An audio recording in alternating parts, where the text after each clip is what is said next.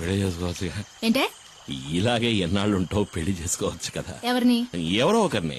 ఓహో, నువ్వు ఇప్పుడు డ్రైవర్ పని మానేసి బ్రోకర్ పని మొదలెట్టావా? ఎల్లహ గీలీ కుమార్.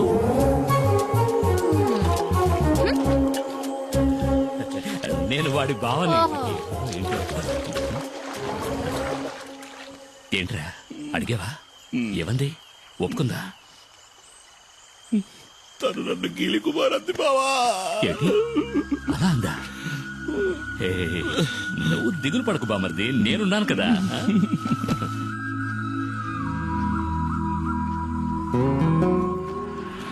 తాడు గట్టిగా లాక్కట్టు. కుమార్